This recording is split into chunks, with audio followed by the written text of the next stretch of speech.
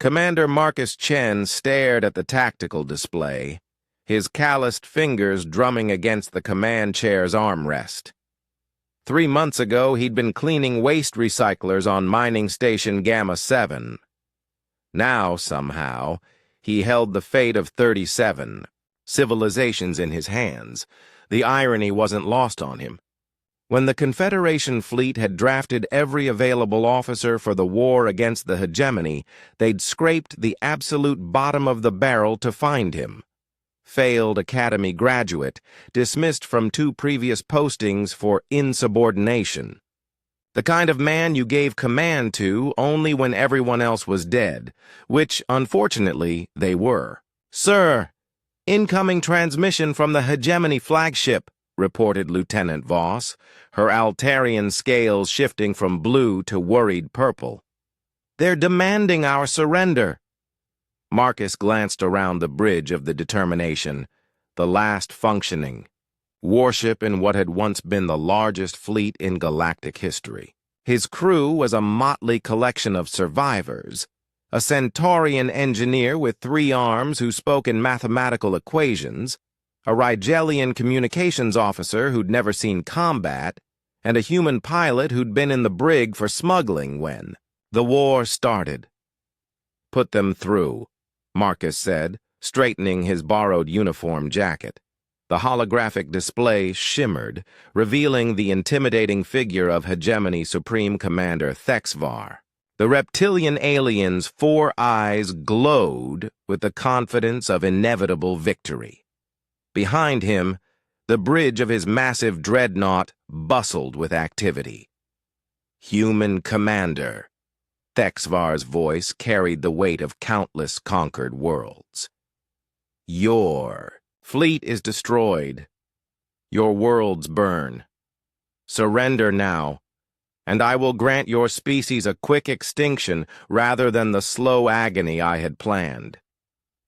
Marcus leaned back in his chair, affecting a casual posture that made several bridge officers nervous.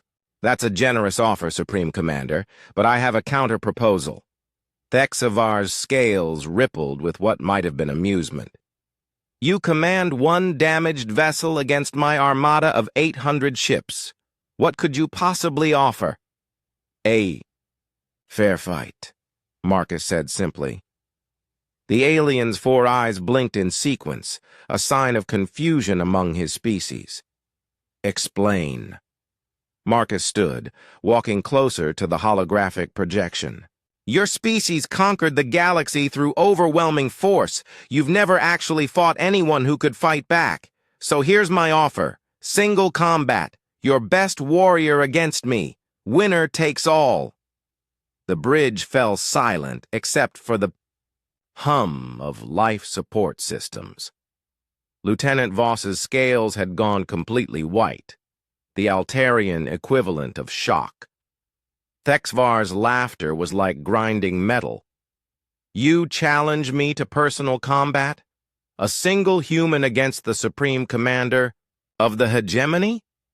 "Not you," Marcus said, his voice carrying an edge that made even his own crew step back. "You're a politician in armor. I want your best warrior, the one you send when you need someone dead." For the first time, uncertainty flickered across Thexvar's features. The human's confidence was unsettling. "And if my champion wins? Then humanity surrenders, and you get your slow extinction. But if I win, the hegemony withdraws from every conquered world and never returns." "Impossible. No single being could defeat war champion Klexthor. He has killed hundreds in personal combat." Marcus smiled, a cold expression that had intimidated dock workers and crime bosses across 3 sectors. "Then you have nothing to lose by accepting." 20 minutes later, Marcus stood in the cargo bay that had been hastily converted into an arena. Across from him loomed Klexthor, 12 feet of muscle, chitin, and barely contained violence. The War Champion's 4 arms each wielded a different weapon, and his natural armor looked capable of stopping small-caliber rounds. The gathered crew members, human, alien, and artificial, watched in tense silence as Thexvar's voice echoed from the speakers. Combat will continue until death or surrender. Begin. Klexthor charged immediately, moving with surprising speed for his size. His weapons, a plasma sword, molecular chain, gravity hammer, and neural disruptor, created a whirlwind of death that would have overwhelmed any conventional fighter. Marcus didn't fight conventionally. He rolled under the first strike, came up inside Klexthor's guard, and drove an improvised explosive directly into the joint where the alien's primary arm met his torso.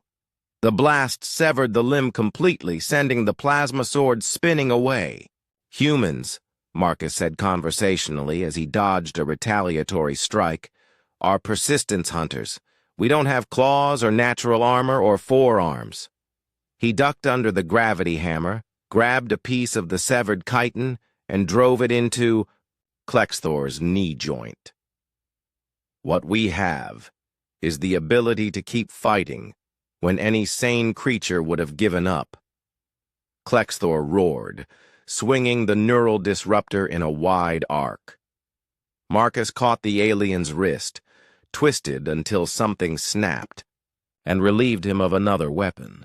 The thing about humans, Marcus continued, breathing hard but still moving, is that we're really, really good at killing things that are bigger than us.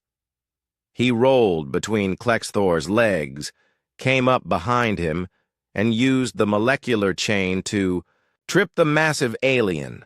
Klexthor crashed to the deck, his remaining weapons scattered. Marcus stood over him, holding the gravity hammer in both hands. "Yield," he said simply. Klexthor looked up at the human who had systematically dismantled him, and for the first time in his life felt something his species had no word for. Respect for prey that had become predator. "I yield," he whispered.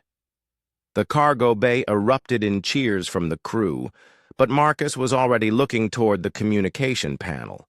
Thexvar's image appeared, his confidence replaced by something approaching fear. "Impossible," the Supreme Commander breathed. "Humans have a saying," Marcus said, wiping blood from his knuckles. "It's not the size of the dog in the fight. It's the size of the fight in the dog." He straightened, and despite his exhaustion, his voice carried the authority of someone who had just won a war. "You have 1 hour to begin withdrawing from all conquered territories. After that, I start hunting you down personally." As Thexvar's image flickered out, Lieutenant Voss approached hesitantly. "Sir, how did you know you could win?" Marcus looked at her, then at his ragtag crew of survivors who had just witnessed the impossible. "Because they picked the wrong human to underestimate. I might have been the last choice for command, but that just means I had more to prove." He settled back into the command chair of the last ship in the fleet, the ship that had just liberated a galaxy. Sometimes being the last pick meant you were exactly who the universe needed.